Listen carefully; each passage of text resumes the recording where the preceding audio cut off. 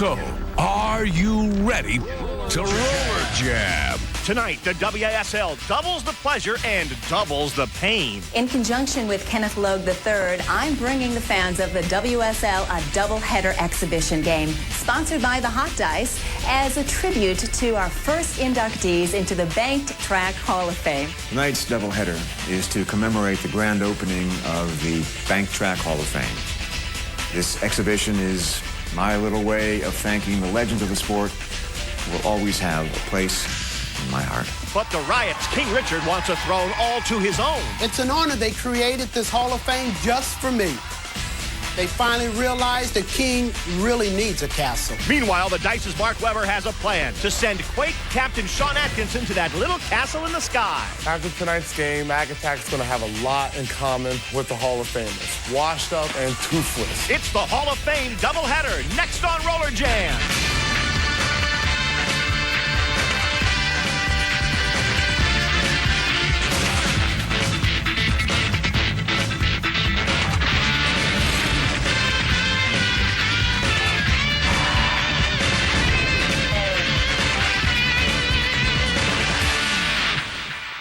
From Orlando, Florida, Universal Studios, this is the World Skating League. Welcome, everybody, to Roller Jam. Tonight, it's a doubleheader, the Hall of Fame doubleheader. The Riot and the Dice to be followed by the Dice and the Quakes. A lot of dice tonight, and Roller Jam girls as well.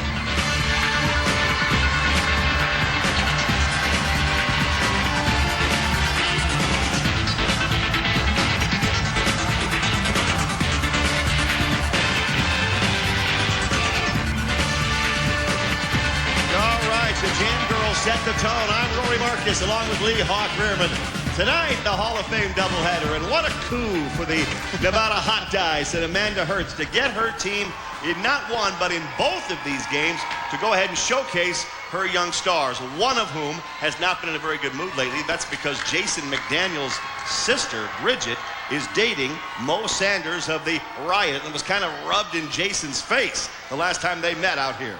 Well, I don't know if we can get away with showing those two guys, and Lord knows Jason McDaniel does not like his sister Bridget smooching on Mo Sanders. But another thing going actually for the Dice tonight is the fact that last time out, Ray Robles in that Quad Father Challenge was forced, and now is forced to wear inline skates because at the hands of Mark D'Amato, he lost that challenge, said, I'll take off my quads, I'll put inline skates if I lose. He lost. So tonight, supposedly, he's coming out in inline skates, Rory. But on that same night, Jason McDaniel was crowned the fastest skater in the World Skating League. And who did he beat, among others? It was Mo Sanders, because they had a match race, fastest man on skates, and the award went to Jason McDaniels as he did beat Mo Sanders. And then, of course, Robles lost to D'Amato, and Robles will not be able to wear the quad skates according to that match race. Now, this is a Hall of Fame doubleheader. The Dice are in both games, so let's get ready to watch them skate out.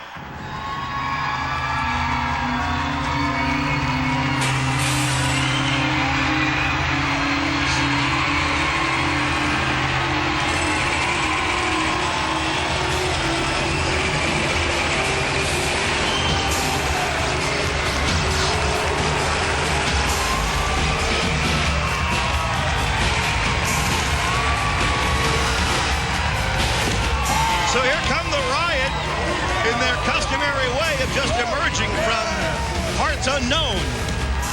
It's Brian Gamble. The Riot will skate the Dice, then the Quakes will skate the Dice. Not a full game, mind you, a half a game each. It's really more of an exhibition than anything else. But once they get on the track, they'll be all business, and Denise Loden doesn't know any other way.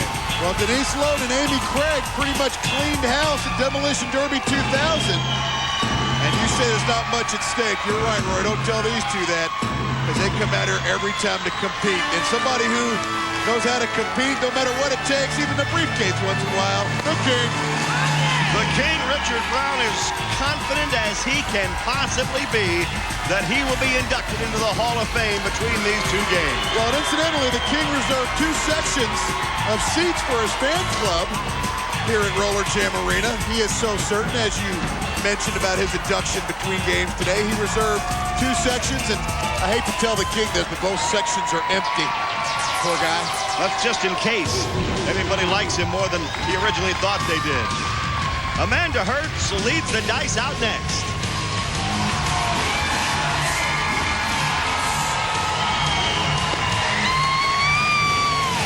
Shea Brown, always a tremendous crowd favorite. No question about it, she has become a superstar in the WSL. Last time we saw her, she won that evening gown strip-off against just about everybody else in the league. So I don't know if that's a title you can defend. But Laura Weintraub, all smiles after the relationship with Mark D'Amato apparently is no longer the case. I don't blame her. She ought to be happy that was over. She's still willing to show her face in public. So give her points for that. Crystal Schneider goes by, and the rest of the Dice women. They'll skate both games tonight, and Amanda Hertz couldn't be more pleased. You know how it is. Any publicity is good publicity. Here's the crown jewel of the crown jewels of her publicity machine. Jason McDaniel and Mark Webber. That's Webber in the orange cap. The rest of the Dice men, they like to get a little limelight themselves. They have orange jerseys too, more like t-shirts. But they're in green tonight. They'll probably wear the orange in the second game. There she is. But you just see her at a meeting saying, no, we're going to have more. Most women tell me they need more. She's being escorted onto the track by McDaniel and Webber. Broadway Danny Wolf is with Amanda Hertz. Thank you, Rory. Yes, Amanda Hertz, this is your big night. I know your sponsors are here. This is the exhibition you wanted to put on to display your team. Yes, Danny, tonight is the big night. This is going to be a very touching yet very, very exciting night for all of us involved. I have to tell you, I've got the Hall of Fame induction ceremony completely set up, ready to go. I told you, Amanda, you just talk too much. You need to do like me and be humble. I'm telling you that this is going to be my night. I am the king. I'm going to be inducted into the Hall of Fame. All the years have come down to my night right here. I am the greatest. I brought a little small speech for the night on my acceptance. All right. I am the greatest. Well, I'm looking at this section you designated for your fan club. There's like 7 people there. What kind of fan club? I mean, you want all these people to come and watch you, and no one shows up. Are you trying to be funny?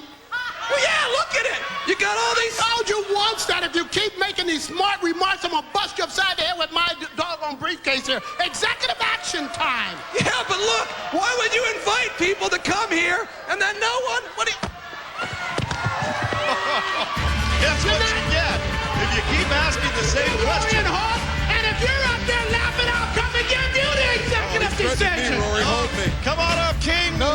Come on, baby. We'll be back in a minute. And here we go. Each game is going to be half a game, 2 periods. The men will skate, or the women will skate, then the men will skate, and the Dice will play the Quakes. Same format. So, of course, Amanda Hertz would like everything to go perfectly for all her rich friends and sponsors, benefactors, whoever else she's invited into the house tonight. Looks like the King invited a few, too, and few showed up. Well, they said that his section was empty except for about 7 people. Those people were in another section. They just saw some room to spread out. I think it's a big goose egg for the King. They got in free, and Denise Loden kind of spoils the plans of the Dice on this first jam. It might be an exhibition, but Amy Craig cruises through to pick up 2. The sponsors are not. Amy Craig and Denise Loden are wasting no time in going after the marketing machine and the playmaking machine. And the 2 recipients recently of Chatty Chat with Conemack. Chatty Chat with Conemack. Here we go now with the women in their second jam of this first period. Belinda Morgan streaks out there for the Hot Dice, and Millie Guthrie's on the chase for the Riot. Of course, it's an exhibition, but Amanda Hertz would like her team to win and do well and look good and just sparkle in front of all of these fans and friends that she has here. And Morgan has a chance to pick up some points. Shea Brown's back there to help her out. Denise Loden picks up the blocking. And Logan's doing a nice job, as always. She wouldn't know if it was an exhibition game, a preseason game, or the Founders Cup Championship. She's all business. Shea Brown did a nice job as well. 1 dice point. 1 point for the dice, so it's 2-1 Riot. You see that bruise on Shea Brown's back when she got up? Check it, that wasn't Shea Brown, that was Belinda Morgan with the bruise. These guys play hard, they practice hard, and we saw a back attack and a little bit of a reverse Texas Bulldog. First Denise Loden with the back attack. Then we see a reverse Bulldog by Shea Brown. You're right, Rory. These gals are tough. They're motivated. I think they get up in the morning and are ready to compete. They don't tell them it's the Amanda Hertz All-Star Game, which I'm going to refer to it as. With those little half tops on, they get floor burns pretty easily. Amanda Hertz is over there rubbing the shoulders of her hero, Mark Webber, while the action goes on the track. Gina Lombardo and Amy Craig. You don't see Gina Lombardo jam quite as much as you used to, probably because Craig is here. But this time they got them both out.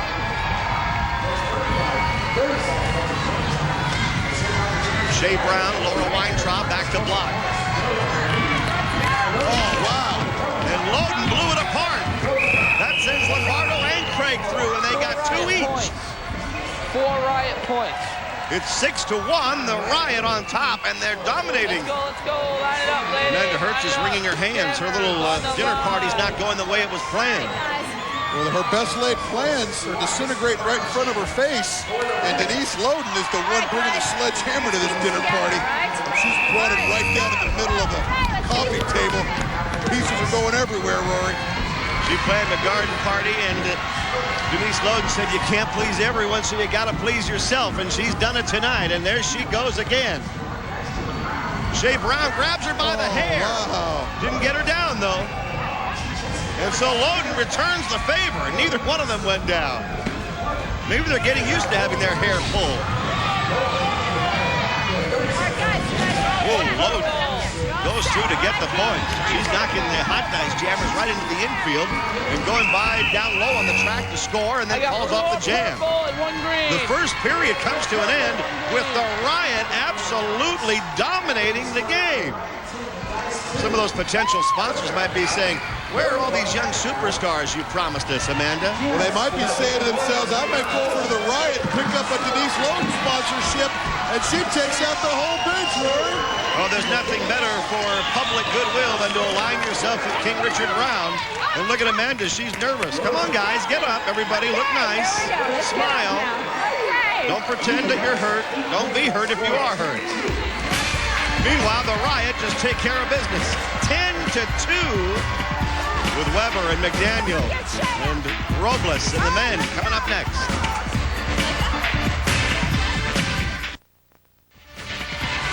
We're back at Roller Jam Arena. The Riot 10, the Dice 2. Amanda Hertz's party is not going the way she planned it so far. Mo Sanders and Ray Robles would like to continue that trend, and they're with Broadway Danny Wolf. Thank you, Rory. And Ray Robles, you lost the quad match race last game. You're wearing the inlines. How does it feel? Danny, you know I'm a great skater. I can skate on anything, so that's no problem. All right, well, we'll see about that in a few minutes. And Mo, once again, you're with Jason's sister, Bridget. I'm going to stay with Jason's sister, but I just want her here, you know, so she can get up close and personal while I'm wiping the track up with Jason McDaniel. Whoa, back to you, Rory. She's going to give him a kiss for that? Yeah, I'm going to wipe the track up with your brother. Okay, honey. Let's go, line it up. What a nice relationship. We're ready to go into the second period. That's going to be on Jason's mind, you can bet. I want to know what pillow talk was like between Atkinson and Loden or D'Amato and Laura Weintraub. There's something I want to know. I don't think I want to know exactly what D'Amato said during pillow talk. All right, here we go. Mo Sanders and Jason McDaniel get out there, and these two guys continue after one another. They both grab the Jammers helmets. Sanders, McDaniel, kind of getting to the back of the pack at the same time. Oh, nice move by McDaniel. Made Robles knock Mo Sanders off the track. He landed awkwardly. He's trying to pull himself back up now as McDaniel goes on and scores points. And that's what Amanda Hertz loves to see. Her favorites, Jason McDaniel and Mark Webber, doing well. Meanwhile, Robles is writhing in pain. He moans and groans as he gets up, but McDaniel made the play. Goes through, gets the points, calls off the jam. I think Amanda Hertz likes the hot dice men better anyway. She's hoping for a huge endorsement deal from a great big company, and they want to announce it tonight. At least she's hoping that happens tonight. Whether it will or not, I'm not sure. But she's planning on it. She's planning on this being a big night for her. It could be dice.com something by the end of the night. That would suit her just fine, wouldn't it? Travis Wills for the Riot, who still lead the game 10-6. And Wills leapfrogs one and goes under the other. But now, Sean Davison and Mark Webber go to work on Travis.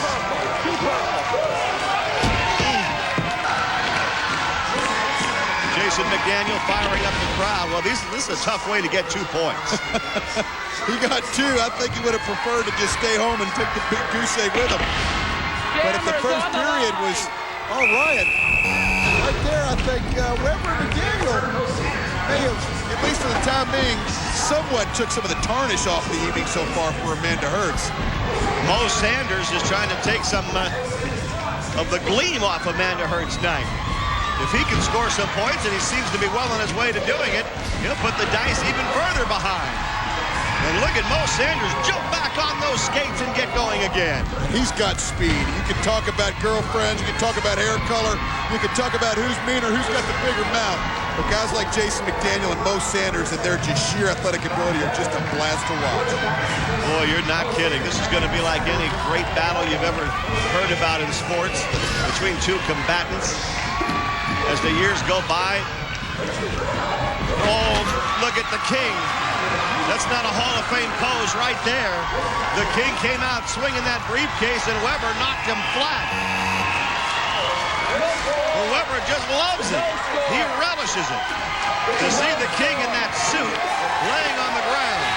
The last couple times the Kings brought the briefcase out, people were starting to expect shenanigans, and it hadn't quite worked out. I think Webber and these youngsters are starting to figure out what the King's doing. When he comes out with the briefcase, they know something's up. And how can you miss him? He's standing right in the middle of the track. Throws a couple of air balls. And Webber takes out the King. That's no way to treat a King. He missed, and then he was dead meat. Now Broadway Danny Wolf down there in the infield with Amanda Hertz. Well, I know, Amanda, you're trying to impress the sponsors, but so far for your team, this has looked like when good skaters go bad. Well, Danny, you know, if there's any confusion from earlier, let me just say that the next game is the game to watch for. When these sponsors take a look at my hot dice during the next game, all sorts of opportunities are going to come to them. All sorts of merchandise and magazines and cereal boxes, all sorts of things are going to be available for them. Thanks, Amanda. Good luck. All right, Danny, when he got knocked down by the King, I thought Danny was busted on the job right there, but he's still hanging in. 12-6 is the score. The Riot lead, and they're trying to finish him off because this is it as far as this game is concerned. Then the Dice would play the Quakes next. This is the final jam of this game, and Mo Sanders is looking to cause Amanda Hertz more pain. So far, they're doing a good job blocking, but that's not going to get him any points. Sean Davidson and Mark Webber in this Hall of Fame doubleheader. Travis Wills and Mo Sanders trying to get through there. And here comes the big blow. It's Ryan Gamble. Air Ninja. What a tremendous play by Gamble. And the Riot have spoiled the party so far for Amanda. Billy Guthrie, Mo Sanders celebrate the victory, and watch Gamble. Wow. Well, King Richard has got his briefcase back together, and he's intending to give a long, long acceptance speech. We'll see if he gets inducted into the Hall of Fame next. Here we are back at Roller Jam Arena, and this Hall of Fame doubleheader continues. A night engineered mostly by Amanda Hurst to showcase the dice, not by Lee Hawk Rearman. But he is here along with me. I'm Rory Marcus, and it's been a fun night, but it's not quite working out the way Amanda Hurst had planned. And now Broadway Danny Wolf is down in the infield with Amanda. Thank you, Rory. It sure hasn't. And right now, though, Amanda wants her two main skaters, Jason McDaniel, Mark Webber. She wants you guys to say something. All right, well, Danny, Webber and I want to apologize for the way we skated this game tonight. Didn't go the way we planned, things didn't just go off, and we didn't have it. So I'm sorry, Amanda. You know, we're sorry for the fighting and all the rough hitting and all that stuff. We'd just like to apologize once again. Is that what you wanted, Amanda? Is that it? Is that it? If that's the truth, that makes me happy, gentlemen. All right, I'm glad we got that out of the way, because now we're ready for our induction ceremony for the Hall of Fame. And right now, I'd like to turn the microphone over to the general manager of the World Skating League, Kenneth Loeb III. Thank you, Daniel. I am very pleased tonight to finally open the official Roller Derby Roller Jam Hall of Fame. You know, if there's one failing that our sport has had over the years, is that we have never had a permanent place dedicated to celebrating the contributions of the outstanding athletes this sport has seen. From this night forward, we hope that many generations of roller derby fans will be able to come and learn the stories of the giants on whose shoulders we stand. So without further ado, I would like to introduce the Roller Derby Roller Jam Hall of Fame class of 2000. The first inductee in the Hall of Fame is the man who created the battle on the bank track, the father of roller derby himself, the late, great Leo Seltzer. Yes, very nice applause. Leo Seltzer invented this game on the bank track.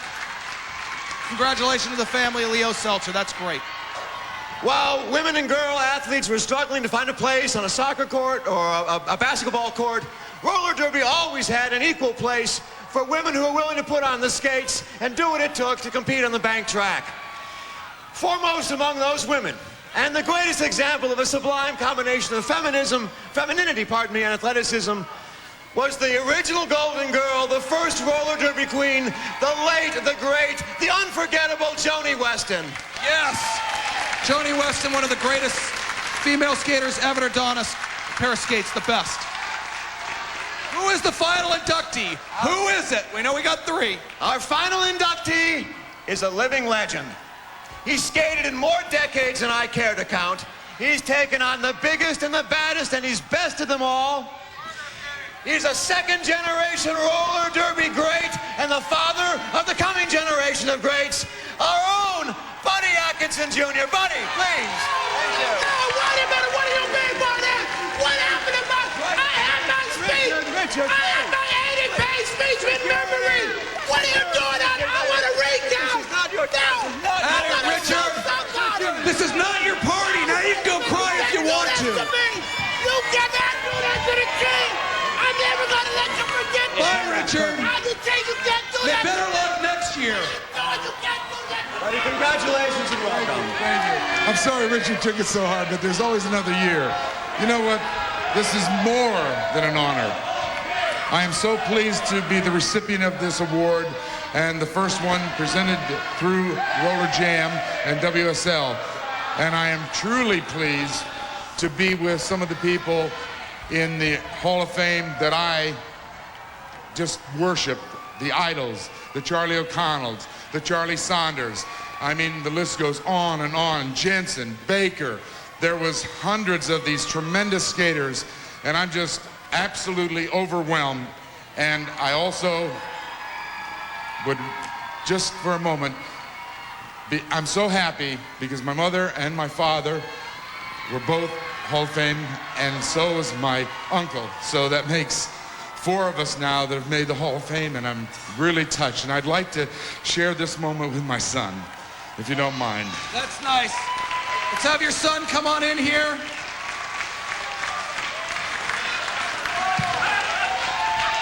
What is this? Oh, man. Whoa, brother. Hey, let me tell you.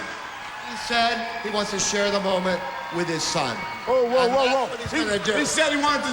What? You're his son? Yes, I told you. Mark D'Amato, you've gone one step too far this time. You've taken a moment from my father. There was something special. my father. Remember that.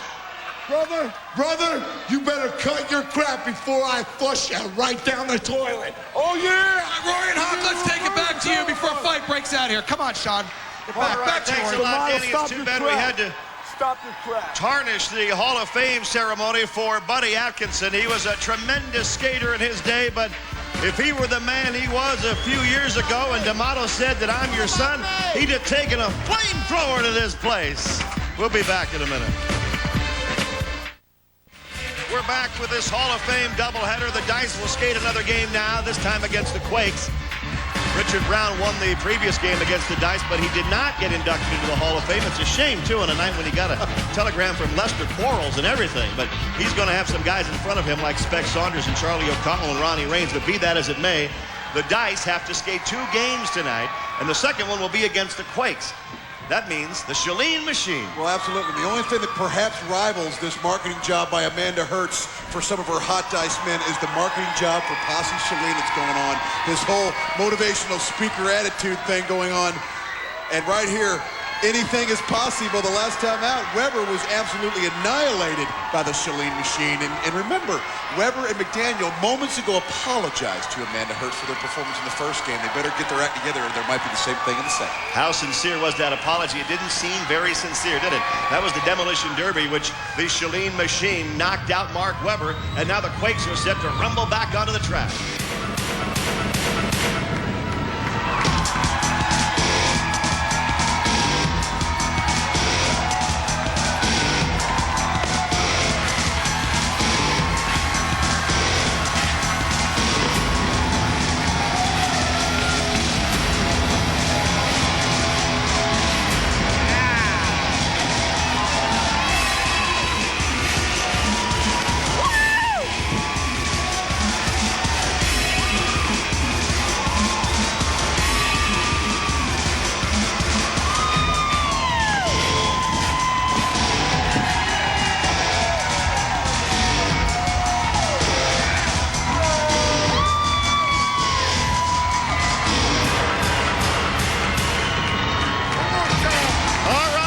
Quakes are here, and Atkinson pounds his head with the helmet. It's only an exhibition, but he won't treat it that way. Plus, he just saw Daddy get inducted into the Hall of Fame. So did D'Amato, if you believe that. There he is. That looks like Ophelia Peters might be changing sides from the Ack Attack to the Chalene Machine. Well, I think she's the team nurse, so anybody that's, needs a little attention. Where do I sign up for the Quakes, pal? As though Posse needs any more attention. Here comes Eric Slopey, the white pony. Atkinson's getting the crowd going over on the other side. Amanda Hertz, little evening for her sponsors, and hopefully for a big money deal, has not worked out perfectly for her. Of course, Kenneth Logue's a big friend and fan of Amanda Hertz, and they're both with Broadway Danny Wolf. All right, thank you. Yeah, it hasn't worked out so well. You and Kenneth Logue planned a big night. So far, I know it hasn't gone your way. All the violence and mayhem in the first game. I know the sponsors aren't too happy. And the induction ceremony was pretty much a mess, Amanda. Well, actually, Danny, to be quite frank, we're very excited. I've talked to my team just now, and we're going to step it up a bit. This next game is truly the game to watch. The sponsors will be thrilled. Yes, Danny, I don't know what mess you're referring to. I thought that was a very moving ceremony myself. I don't know about that, but we'll talk to you later. Back to you, Rory and Hawk. All right, Danny, thanks a lot. I don't know if Lou's Garage is still in business. What a pair these two are. Man, oh man. The Quakes on the track to try and further spoil Amanda Hertz evenings. Jason McDaniel and Mark Weber said, gee, we're sorry, Amanda. We didn't mean to lose. All right, Chatty Chat. Conomac gets out. And Laura Weintraub says, here's one for your book, sweetie. And rips you with that right elbow, but Conomac can not only write and gossip and sometimes tell the truth, but she can skate as well. And not many people take care of Magnuson down like that. But Chatty Chat with Conomac is not a lot to her, but she seems to find a way to get it done. I seem to think there's enough to her to get by, though. Laura Weintraub is back there to block, and Weintraub was one of the foils of Conomac in that column. So she'd like to give her something for her column as well. Oh, and Shea Brown was just waiting. Ooh, and then puts the knee into the back of Jamie Economac. That's Stacy Blinch wreaking a little havoc of her own. But Economac definitely took the worst of that jam. 1 dice point. Well, she was led to slaughter, Jamie Economac. And Shea Brown took full advantage. You're right, Shea Brown earlier in the season was accused in chatty chat with Economac of partying a little too much, of doing a little bit too much of the stuff that great teams, great players aren't made of. Well, Shea Brown did not like it. The Warrior Princess has still not forgotten. Something about losing her equilibrium while wearing platforms, something along those lines. And here we go with the second jam of this period. Remember, just 2 periods in this exhibition game. The Dice have already lost tonight to the Riot. And now the Quakes trying to do it to them as well. It's funny, you know, the Riot had never beaten the Dice until that exhibition game, and now they beat them, and it won't even count. Here's Stacy Blinch back to block. Magnuson goes down quickly. Belinda Morgan manages to stay up, though, at least for now. And then Shea Brown lays out another big block, and that takes care of Stacy Blinch. Shea Brown's having a big second game of this doubleheader. And she finished it off with that Warrior Princess blood-curdling scream. But Stacy Blinch on this jam, last jam it was Jamie Economac. It looks like Amanda Hertz might have taken her players aside and said, Jason and Mark, you guys apologize. And Shea Brown, you strap it up because you're going to play in this next period. Well, the Dice lead now 3-0. Jamie Economac's out there again, and this time Crystal Schneider of the Dice goes with her. Crystal Schneider wearing nice green skates. Goes right along with the uniform. Economac doesn't care what color skates she has on. She wants to dispose of her and does. Looking forward to the Founders Cup, Mark? Absolutely. It'll be tremendous once again, and I don't know who I would pick to win it right now. They're all skating well at the moment. Economac is just hanging on at the moment, trying to stay on that rail and not go down onto the concrete. A 3 blue and 2 green. 3 blue. She's tough. Jamie Economac, I said a little earlier, there's not a whole lot to her. What there is to her, it's durable. She's outweighed. A lot of times she's outstrength. Lord knows she's never outmouthed. But Jamie Economac just gets beaten and battered, brings a lot of it on herself. A lot of twists, a lot of turns. But she always comes right back. Durability, I think, is Jamie Economac's middle name. Here goes the final period, the final jam, rather, of this period. For the women, Shea Brown gets right out in front of the pack and takes down Stacy Blinch. That leaves Jenny Matthews to get out there against Magnuson. 5-3, the Dice leading the game at the moment. Magnuson whacks her over the top of the head, but Jenny Matthews, a good skater, keeps right on going. Now Matthews waiting. Magnuson reaches the back of the pack and gets knocked down hard. Shea Brown having a tremendous period here. Amanda Hertz ought to take notice of that. Maybe it's Shea Brown who will be on a cereal box. Uh-oh. But Stacy Blinch says, wait a minute. I've got my own merchandise going. And here in a cereal box, they're both trying to make pancake boxes out of each other. Or else make the cover of Ring magazine. That's the end of the women's period. Here's what Stacy Blinch does best. Although she kind of lost her balance at the end of that one. Jason McDaniel and Mark Weber have one more period to skate here in this doubleheader. And right now, McDaniel is with Broadway Danny Wolf. All right, thank you, Rory. And Jason McDaniel, you always are so intense out here. You always give more than 110%. This is only an exhibition. Are you going to take it a little easy in this game? You know what? We got the Founders Cup coming up, so maybe I will take it a little bit easy. Amanda's kind of pushing us, but I'm going to chill out this game. I'm going to take it easy. I'm going to have a good time. So you're not going to risk injury in this game, though? Absolutely not. There's no way I'm going to risk injury. We got the Founders Cup coming up, and we need to concentrate on that. Back to you, Rory. Well, all right. So at least he admits it and says, I'm not going all out tonight. I hope Amanda didn't hear that. She did, believe me. We'll be back with the final period in just a minute. in this Hall of Fame exhibition. The Dice have lost once tonight. Now they're playing the Quakes. They're ahead 5-4. This is the final skating period, and they're underway.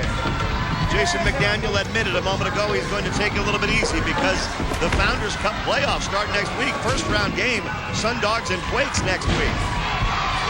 Sean Davidson's not taking it easy, is he? Well, the last time out, Sean Davidson went head-to-head in that Demolition Derby smashdown with Tim Washington, and I think it was a draw. This guy is emerging as a powerhouse, Rory. Sometimes the exhibition games, a player like this who doesn't get a lot of time in the regular season gets a chance to shine and show what he can do. And Atkinson says, I can still do a few things myself, pal. Did you hear that? That's a chair being smacked on the track, and Weber missed Atkinson and hit Davison. Sean Davison, just trying to make a name for himself to show he can skate also, gets taken out by his own skater with a metal chair. But watch this. The last moment, he sees it, goes down. Man, I don't think that's going to be in the highlight reel Amanda Hertz is putting together for the sponsors. Oh, obviously not. One of her favorites, Mark Weber, making a mistake and taking out his own player. That's no highlight for the Dice. Atkinson has a jammer's helmet. He seems energized by watching his daddy be inducted into the Hall of Fame. And the Yak Attack gets out there with the Shalene machine. And Jason McDaniel, Rory, is on the bench. Either he said, okay, I'm going to take it easy and sit out the rest of this game or these first couple of jams, or Amanda overheard him and said, well, if you're not going to play hard, you ain't going to play, young man, because he's not playing. Amanda might look cool right now in that business suit, but inside she's churning because she wants a big endorsement deal. And she doesn't want to see this. The Shalene machine and the Yak Attack diving over the pack, and they both got them all. The endorsements are supposed to be announced after this game. If I were sponsoring this team, I'd have second thoughts about it. Say, wait a minute, maybe we can spend our money on the Quakes or the Riot or just throw it out the window. Give it to the broadcast team. We'll be back with more in just a minute.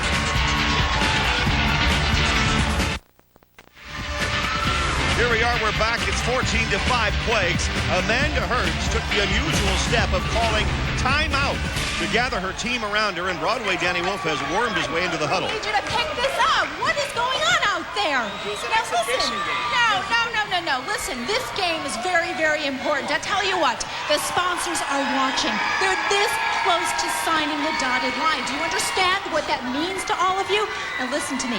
This is the time to pull out that play we talked about. I need you to bring out and run the blast off. No! There's no way. This is an exhibition game. We're not running that, all right? There's no way we're going to Let me tell you something. I'm in charge here. You will do exactly as I say. Do you understand that you will run it? Ooh, back to you, Roy. Wow. So a really unique and interesting look into the huddle of the Hot Dice. And Amanda Hertz cracking the whip. It seems to be backfiring a little bit. Her players are shaking their heads. And the blast off, whatever that is to be run now into the direction of Hertz. I'm sure we'll know it if we see it. I'm kind of a Jason McDaniel side on this one, Rory. These kids are got a big challenge ahead of them with the Founders Cup, and they don't want to bring out any special plays during an exhibition game that might cost them a chance to bring it out when they really need it. But Amanda Hertz says, hey, we're trying to market ourselves. We need it now. I don't know. I have to question this behavior by Amanda Hertz. I agree with you. You didn't see Dick Vermeil cashing in all his chips during the exhibition season, but he went on and won the Super Bowl. Here it is. Is this the blast off? If it is, it's not much. Weber's trying to knock the pack down. McDaniel's already on the ground. Atkinson rolls on top of him. And where's the big blast off? Oh, Atkinson fighting his leg. Sean's going crazy. They are absolutely embarrassing the Dice. Blast off might have turned into a kneecap off. Look at the Dice all down on the ground. They didn't score even 1 point. Atkinson skates away happy, and Amanda Hertz is now having to face the reality that maybe McDaniel did get hurt. Well, I'm looking at the way that play was starting to form. I'm inclined to believe that it was set up, and the blast-off, as it was referred to, was supposed to have a modified twister by Jason McDaniel go over the top. That's how it looked. It didn't work out that way. McDaniel got hung up. Right here you see McDaniel come in. I think Atkinson saw it coming. Weber thinks that McDaniel may be coming, tries to set it up. What a backfired play and bad news. And if McDaniel's hurt, you talk about insult to injury. Here we go! Amanda Hertz can see the dollars fluttering out the window right now. This is the last jam of the evening in this exhibition game that suddenly has taken on more meaning than we ever thought it would. Because I think Jason McDaniel might be hurt and out of the playoffs. We'll have to find out more later about that. Jason Beckstein, though, says, well, all right, if McDaniel's not around, I could go out and get you some points. Weber's not jamming either. And Christian Salvi and Beckstein are coming up fast on Sean Atkinson, but I don't know, Roy. They need 9 big points to catch up, 10 to win. Beckstein and Salvia have the Jammers helmets on, and Mark Weber comes out. Oh, my goodness, he hit Atkinson, and I think he got Salvia with the chair as well. Weber's working over Atkinson with that chair. Meanwhile, Beckstein and Salvia are scoring points. Amanda Hertz has her hand over her face, because look at this. Would you sponsor this guy? Would you put your money and your company name on that guy's shirt? I can't believe it. What a debacle for the Nevada Hot Dice. This exhibition game turned into an anti-sponsor rally, it looks like. The Dice did not get the points because of the chair incident. The Quakes win this meaningless game. The whole night blows up in the face of Amanda Hertz. Weber looked like he was possessed. And now Broadway Danny Wolf is down there with Amanda Hertz and Kenneth Lowe. Well, Amanda Hertz, you've really done it tonight. You try to impress the sponsors, you lose both exhibition games. Mark Weber is supposed to be your big top skater. I don't think the sponsors like him hitting everybody with chairs. And worst of all, you call for this play, the blast off that Jason said in the huddle he wanted to save for the Founders Cup, and he injures his knee on the play. What do you have to say for yourself? Well, Daniel, obviously, I'm really disappointed in everyone right now. This is not what we had planned, and this is certainly not what the sponsors were looking for. They could have potentially ruined everything. It's just going to take me so many hours to figure out how to fix all the damage that they've created. Well, one thing you have to fix is Jason's knee, because if you don't have him for the Founders Cup, you guys are going to be out of it before you're in it. Kenneth Lowe, horrible night for you. This was supposed to be so big, including the induction ceremony. You know what? Not good. A messy night, a stain on your record, Kenneth Logue III. Once more, Daniel, I beg to disagree. I think that this was a very memorable ceremony tonight in which we honored one of the greatest living athletes in American history, who returned the favor by sharing that moment with both of his sons and expanding our concept of family values in doing so. Back to you, Rory. Lowe could watch a ship sink and say it's floating nicely. Well, the Dice ship may be sinking. That's it for tonight. We're happy you were with us. Thanks for joining us, everybody. Good night.